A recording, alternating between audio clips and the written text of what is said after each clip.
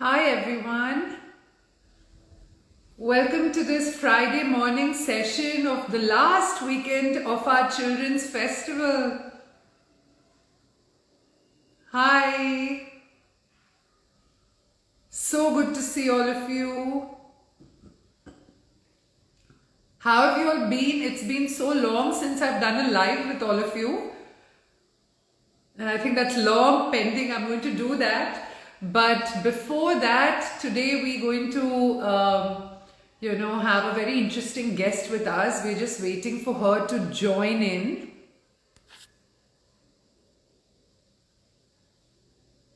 Hi. Hi, everybody. Good morning. So good to see all of you as well. It's Friday morning. Thank you so much for all the love that you all have been giving me on my videos. Thanks a lot. So today we're just waiting for Mrs. Preetika from Karadipat to join in. I hope all of you have been seeing the festival videos. These are experts from across the country, and if you haven't, it's not too late. You still have all the videos accessible to you, so you can show it to your children. Usually it's between you and me, right? We talk parenting, what is it that we can do. But every November we do the children's literature, art, music, and literature festival, literature, art and music festival for your children. And these are the best in class sessions that we have, and we are concluding a very successful second season across all our platforms. Good morning. Hi everybody. We're just waiting for Preetika from Karadipat to join us as well.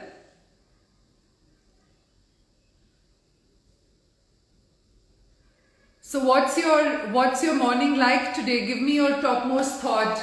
Are you all stressed? Are you good? What is the one topmost thought on your mind today? Are you looking forward to the weekend?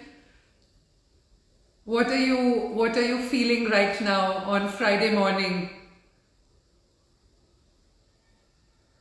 Good morning. No, I really, I'm going to do a live session with all of you very soon, where we will just talk about all the issues that you want. Energetic, Eka Chow is energetic, Rimi Paul is happy, Shashi Christopher is inspired,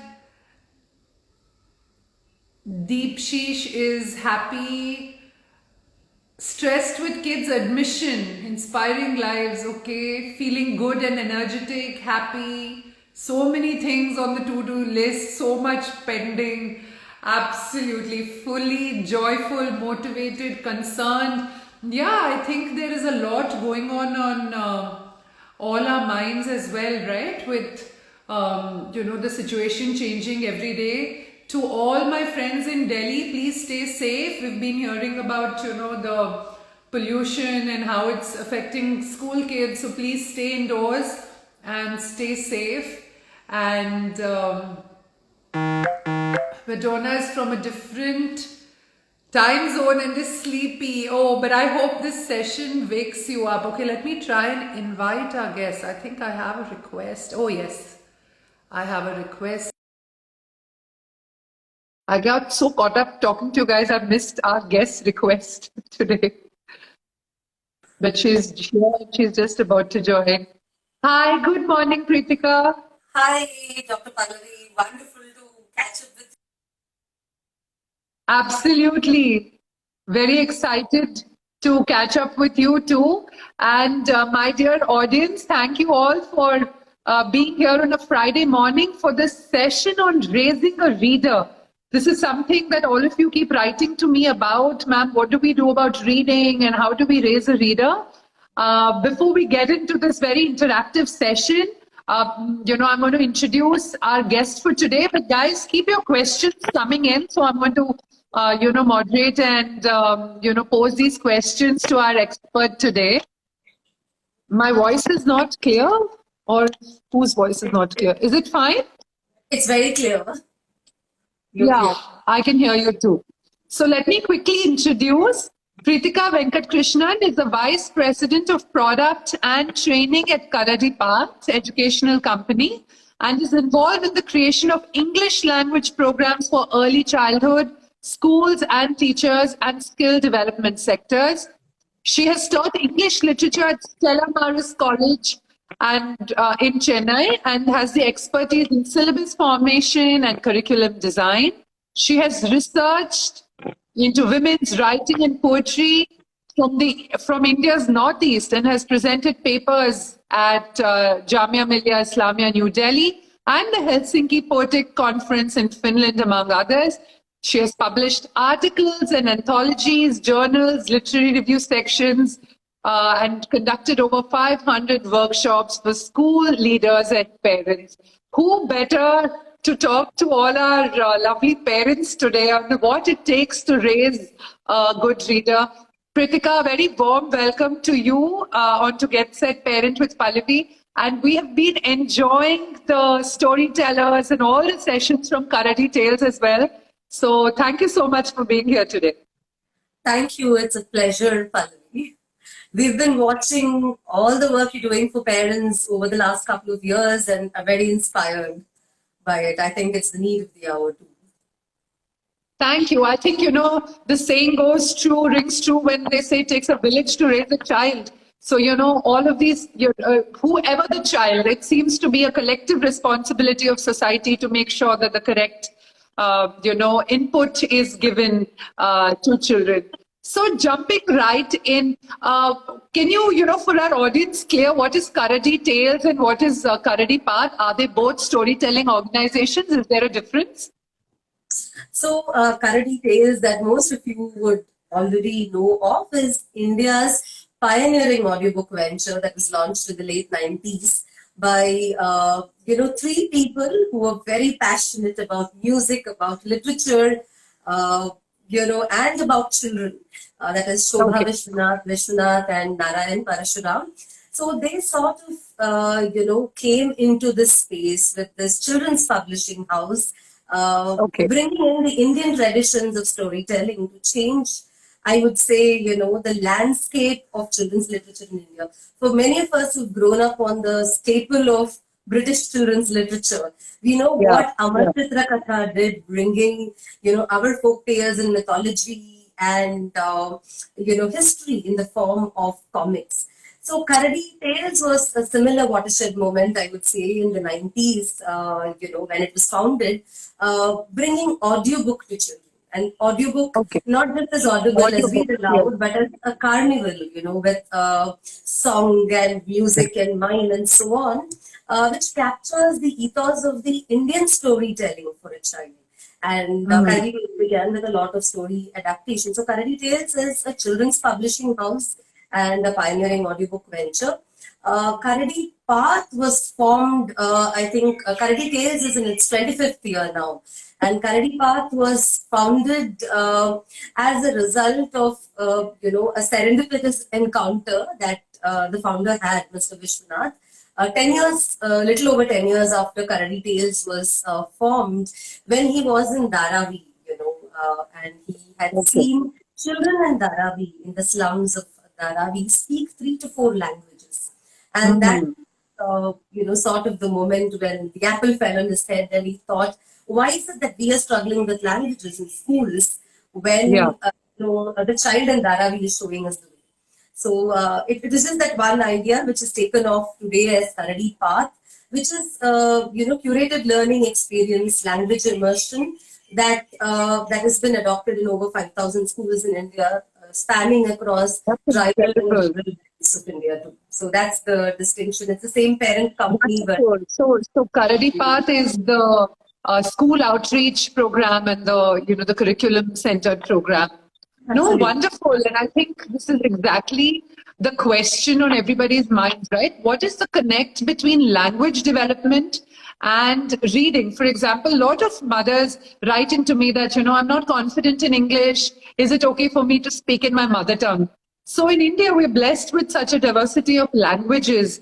What would you like to say about, in different parts of the country when parents raise their children, what should be the approach to language at home? So you said it right, Pallavi. You know, India is the most multilingual country in the world, right? We have 750 officially recognized languages and any number of oral languages which are not even part of the 750. I can't imagine any other Yeah. place in the world with, this kind of diversity. So I think it's an only in India phenomenon to see people like we were talking about this yesterday, like you and I, or many other people who speak at least three languages or four languages with ease. Yes. You see that all across in the south. You see that in Maharashtra, in Gujarat. This entire belt tells us that multilingualism is a possibility for us. So I would tell parents that it's the child has the capacity to take on as many languages as possible, and having a multilingual, upbringing. Neuroscientists say today has very positive, outcomes when it comes to critical thinking, when it comes to creative imagination. Your ability to just, move from the syntax of one language to another. Can you Yes. imagine, what kind of complex activities would be going on in the child's mind when that happens? I would say don't feel bad about speaking in your mother tongue at all. You should feel good about it. Have, plenty of languages is always good because you get exposed to the different literatures, the different cultures. It's only in India that, when you travel about 100 kilometers away from there, there is another country. We all know that. There's that kind of, abundant diversity. So why take away from the diversity? But it's also important for us, I think, to use these methods when we approach English too. We can't do away with English. We all know that it's a huge leveler, right? And most of our children study all subjects in English. So, but when I use English, do I have to, seek methodologies that come from monolingual countries like the UK and US? Why are we going to the Oxfords and Cambridges that speak only one language, right? So we should be telling the world how to learn a language. So I would say try and adopt the same things you do for your mother tongue for English too. And Yes. plenty of languages, always great for a child.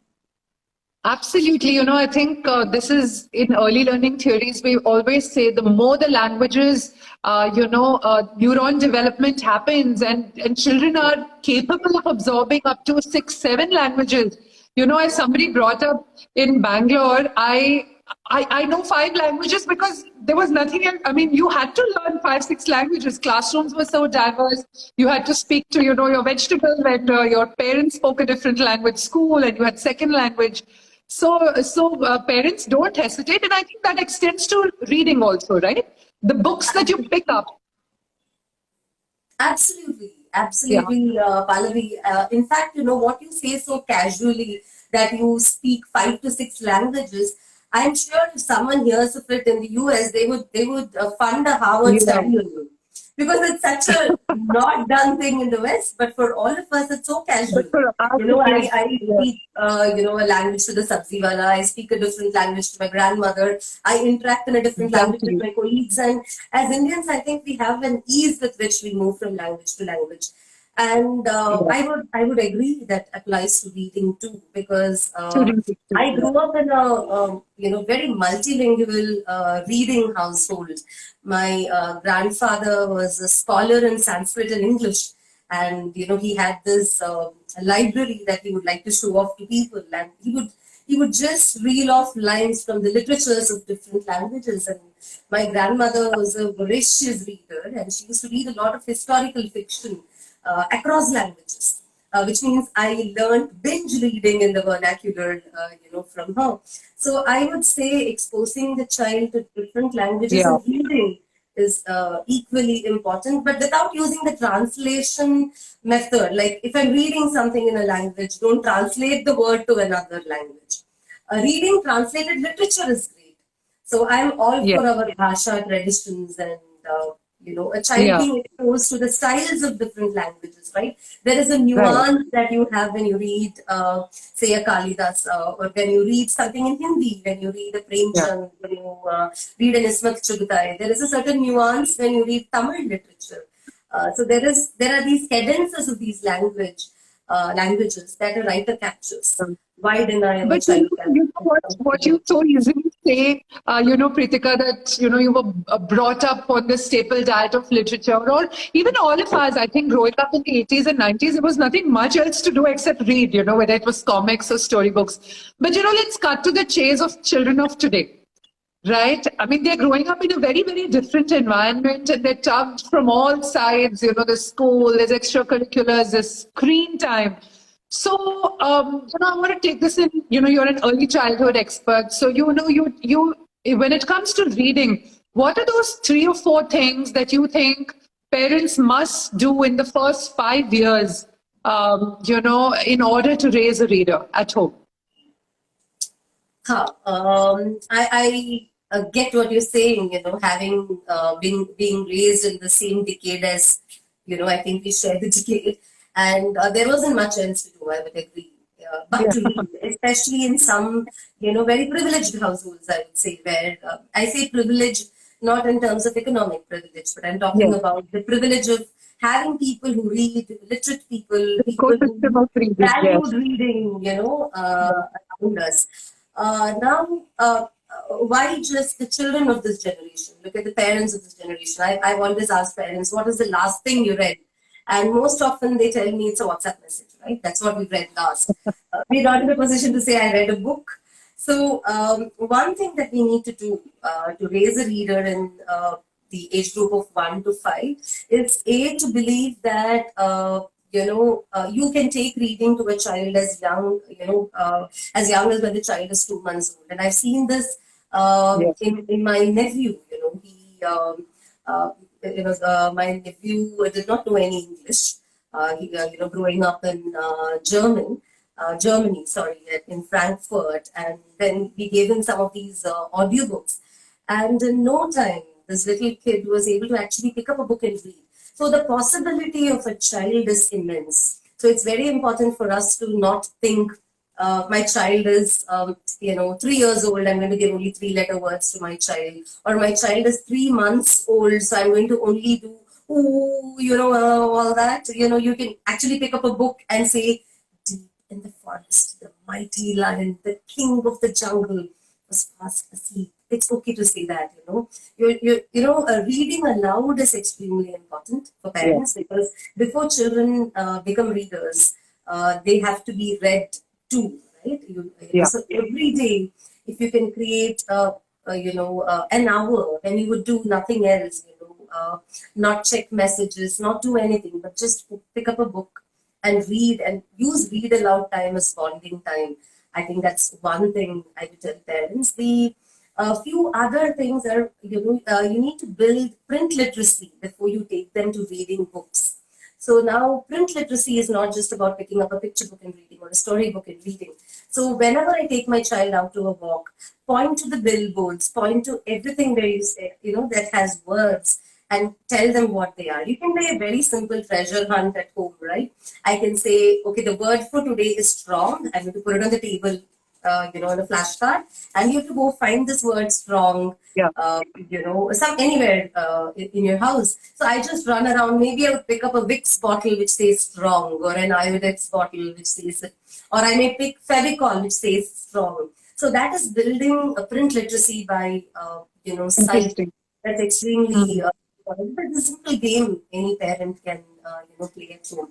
The next thing, and because we come from Karadi and our origins and Karadi tales, I'm going to say audiobooks are a very powerful tool to raise a reader. Because the child relates to voice and then connects the voice with the word, right? There is sound word association happening constantly. That I'm not just given print, but there is sound that is sort of leading me. So I'm being read to by a narrator. In this case, perhaps not my parent, but an ace storyteller who is able to play with voice, who's doing voices. And the child predicts a lot when, there is good background music, there is good voice expression. So introducing children to, audiobooks is very important. The other thing I can, think of is, make reading fun. Now, different children have different inclinations. So, one child might Like we just go out and play. What's wrong? I just want to, have some fun with colors. There's nothing wrong. Not everyone, would want to become a reader. But at the same time, reading is such a critical skill for all of learning, right? If I have to solve a math word problem, I need to be able to read it and understand it. So we have to make reading fun for the child. So we usually say some tongue twisters, like we've all done it when we were kids, right? Betty got some butter, but the butter was bitter, better butter, it was bitter butter, better butter. So find some nice fun tongue twisters so that reading becomes a game for the child, especially for the uninitiated child. And then I would say in the early years, introduce them to picture books, beautiful picture books, because visual literacy is not, synonymous with print literacy. I don't have to just read.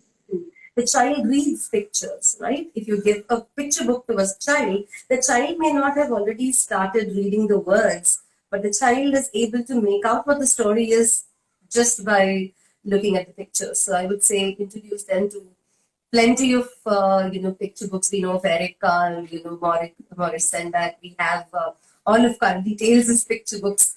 I would say introduce them to beautiful picture books and try and do as much of art music integration into reading. So that is a very specialized thing.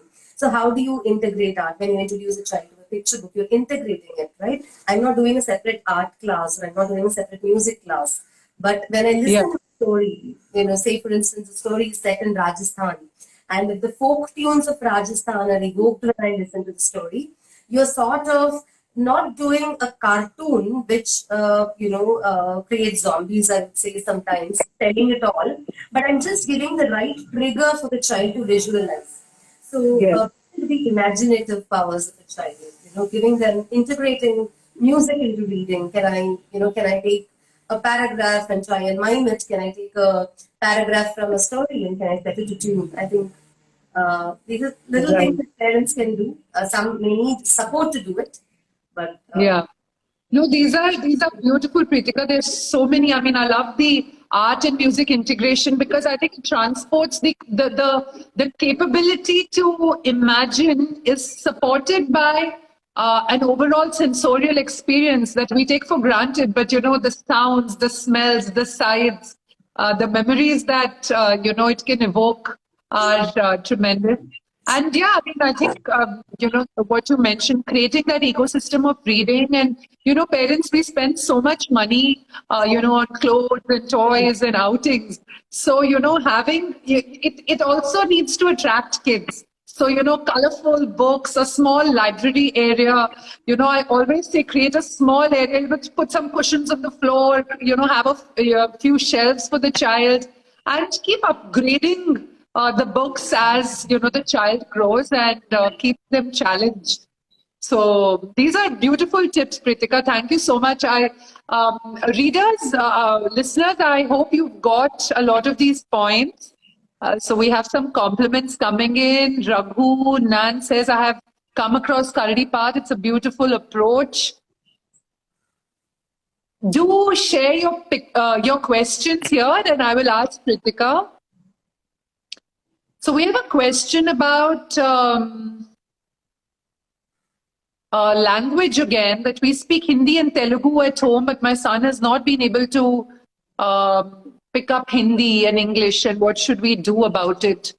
So this is a concern about, I think a common concern that the child is fluent in mother tongue, but unable to pick up English fluently, especially if the parents are not completely well-versed with English. What would be your suggestion? So, first thing I would like to say is when your child is young, don't be anxious. Sometimes adult anxiety can, be a burden for the child. So don't worry about ever, my child is not able to do it. Each child needs a time and pace to do things, right? They do it at their own pace. Each child is unique, like we all know.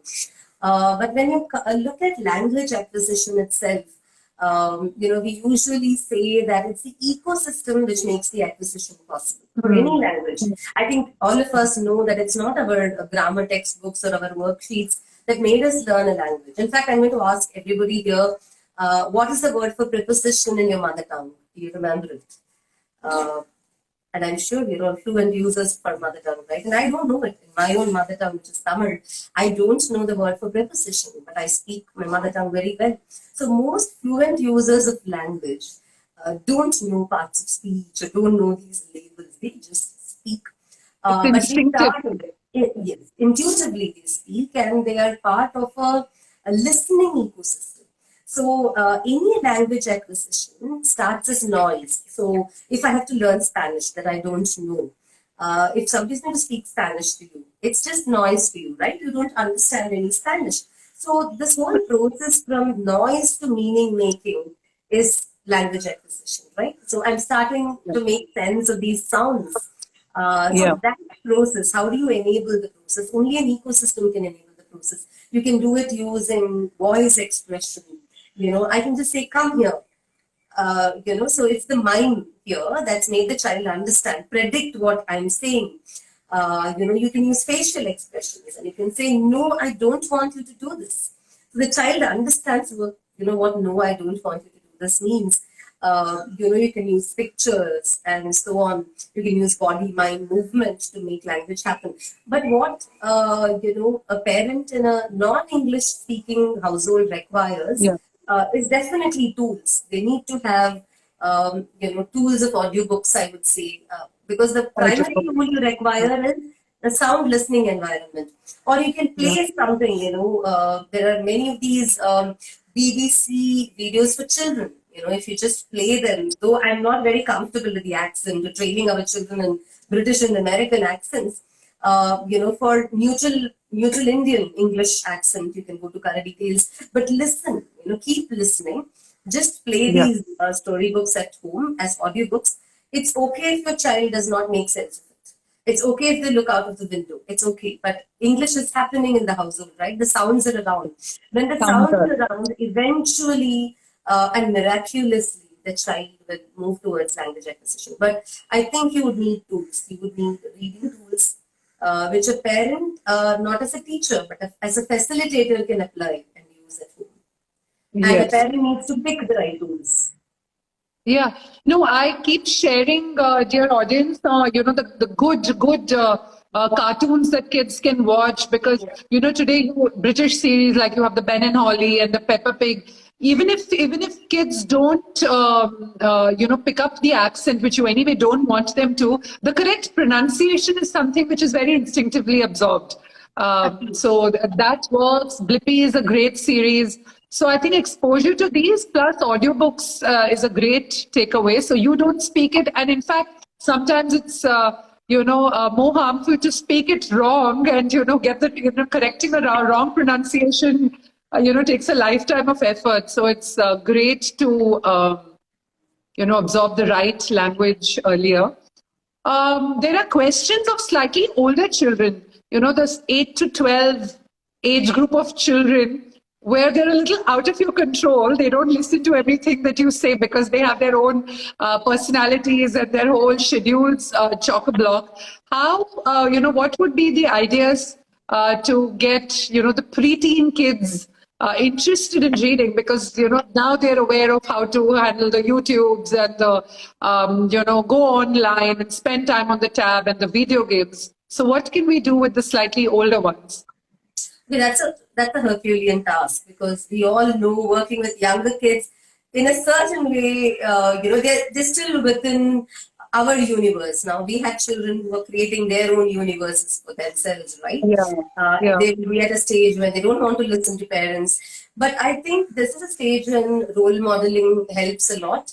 It helps to see your mother read. It helps to see your father read. Not tell you to read, but read books and talk about them, talk about issues. Tell them it would be interesting to say. One of the books I like a lot is Wonder by Pelesio. Right? This is about this child, which is also made into a movie much later. Julia Roberts movie. So you introduce the child to books which have a certain issue. talk to the child about the issue. So one is role modeling, another is introduce them to issues that are relevant to their age so that they relate to the issue and they're ready to talk. So have a story talk time. I need to discuss the story. I need to be able to say, I need to role play, because this is the age when you can build empathy. And every time you role play, Empathy, every yes. time you ask the child, if you were this character, what would you have done? What I'm doing at that point is just stepping into the shoes of a character. And stepping into the shoes of a character is nothing but empathy building, right? I empathize, with the character, with a certain situation. That's one way, talking about it, because it's the age group when they want to talk, they want to express themselves, and they've moved from the, I think, stage of preferences. I prefer this book, to a stage of being opinionated, right? I'm Right. forming my own opinion. So talk to them about it. The other way to do it is also, not with all kids, but if the kids don't take to a book, introduce them to some good movies, about the book. Though we say, don't ever judge a book by its movie, still I would say, it can be a good trigger. Using media is not a bad idea, because our children, I usually say, you don't have to completely veto all gadgets around, or say no tech. For me, if tech can be a tool, Yes. why not? And introduce them to crosswords, games that would interest this child. So if I do maybe a chapter of reading, and if I'm introduced to chapter books at this age group, then at the end of the chapter, can I do something? And we can look at neighborhood theater, home theater. Can I do a skit around this book? So there are things, you have to create that ecosystem around the book. I would assume in that age group. But once children get hooked on to reading in that age group, that's the age when you do binge reading. You're no longer doing Yeah. reading for pleasure, because that's the age when you would be reading a Nancy Drew, or you're reading your Harry Potter, or your Jeffrey Archers, depending on the reading levels. And I just do binge reading. Like, I won't come away from the book. So once they get hooked on, there's no taking them away. But I think we have to do a lot. Start by being a model and pick up the books and read. I think ourselves. Absolutely. Very well said. Because, if we are, swiping on our screens and, watching reels and you're telling your child read, it just doesn't feel right. And, they don't absorb the reading vibe as well. Our last question, which I seem to be seeing in multiple forms, is that of confidence in children. So my child is very shy. My child doesn't want to open up. My child is already 7 or 8, doesn't want to talk in public. So, do we have ideas that we can share for building confidence in children? Of course, I think a lot of it comes from within. You feel confident that you're armed with the vocabulary to speak, and you're able to translate your thought into word itself is, an internal skill. But, the shyness and confidence is a massive issue that a lot of parents face today. So this is interesting, and we've heard it. I'm sure you have to Pallavi in different forms from different parents. So again, there's a lot of adult anxiety involved here. I would say that the Indian parent, right, is very eager to make their child, an extrovert. I want my child to be a public speaker. I want my child to be speaking at the assembly. I want my child to have a role in the school play. We don't value introversion enough, I believe, in India, because we like to have idols of our children. Introversion is an equally powerful, space. Most of the greatest of innovators in the world, greatest of scientists, were all introverts. Introversion does not mean you have a problem, right? I inhabit certain inner spaces in my mind. I have amazing visualization and imagination skills to be there. And let's remember, I need a script writer. I need a writer before an actor can even enact the play or enact the skit. So the script writer lives in this interior world. So I would say, don't be too anxious, that my child is not confident. It may not be a lack of confidence. They just are very happy in a different space. But having said that, a lot of reading. We always talk about LSRW skills in that sequence. A lot of reading, a lot of listening leads to, slowly towards speaking too. So I catch expressions when I listen to a lot of good language. Then I try and start using it, like you said, right? I have my quiver full of armor. I have, my quiver full of arrows. I have my, language. I built my own style. I have the vocabulary to speak. So that starts with listening. I have to keep speaking in English if I want my child to be, or the teacher should, for my child to be able to do it. Or you have to show them some very good, I would say, speeches, right? If they're young adults, you can introduce them to some really good TED Talks. Let them watch it. Yeah. And this is something I have done, in my life. I used to be a debater when I was in college. I would always do whatever I had to do in front of a mirror. So teach a child to stand in front of a mirror and practice. So you don't point out their mistakes at all. I would know where I'm going wrong if I become my own mirror, right? I start reflecting upon what I do. So I think, and create low stress opportunities for them to speak. So can I have, say, a book review? That's good. So it's not a competition where you have to win a prize for speaking. So start with low stress opportunities and then see if your child wants to become an orator. Maybe your child doesn't want to be an orator, right? Your child wants to be a writer, which I think has it's a wonderful thing to be. So No, I think that's a beautiful thought. And I think, even before public speaking, the importance is to have a point of view, develop an opinion. So one of the things I do at home is, we make, I have a 4-year-old and a 9-year-old. We make small topics. And with the older one, we try to debate. So this is internal, but we try, 3 points for, 3 points against. So at least she's trying to, put together her limited worldview and draw out arguments, And for the little one, we say, let's speak for 30 seconds on this topic, whatever you need. I think confidence comes from the home. And, this is for every parent out there, that make your home itself, a ground for everything, for speaking, for acting, for dance, for music. And once the confidence, to perform at home and, in front of the mirror and, with your parents comes in, it becomes an extension of you, I guess, slowly as you, get into the classroom and you have friends and teachers to speak in front of. If I could just come in here and add just a little something, Pallavi, because you made a very, very crucial point, right? That the parent has to be the director of their child's learning. We've long been supporting actors. School sends me homework, I help my child doing the homework. My school sends an assignment, I help with the craft work. You are not the supporting actor as a parent. You are the director of your child's learning. I think very well said. Very well said. Yeah. You're the director of your child's life, and I think that's a brilliant note for us to mull on before we enter the weekend. There's so much we can go on, Pritika, because, I think this is an area close to your heart and mine, and we can go on, but, maybe another time. But thank you so much for, joining us on our finale weekend of the GSP Children's Literature, Art and Music Festival.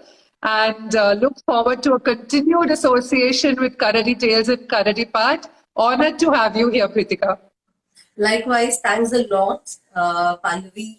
I've watched all your videos and we're very happy to be learning that we have such powerful influencers in the parenting community. And that's, I think, the need of the hour. Thank you so much. And we look forward to longer associations too. Thanks a lot for having me here. Likewise. Thank you so much. And dear audience, today is Friday. So Friday, Saturday, Sunday, we have brilliant sessions lined up. Sunday, we have the Kavita Krishnamurti Academy of SAPA of Bindu and Ambi Subramaniam putting together a concert for you. We have an art appreciation discussion. It's a very beautiful discussion I had with Mr. Subodh Kerkar of the Museum of Goa. And, he's shown us a lot of beautiful slides on what, art is and how you build art appreciation, much like how you raise a reader. So all of these go into creating, a multifaceted personality. And I'm going away with the thought that, I have the power to direct the early years of my child, and so do you. Thank you so much and have a lovely, safe weekend, everyone. Bye.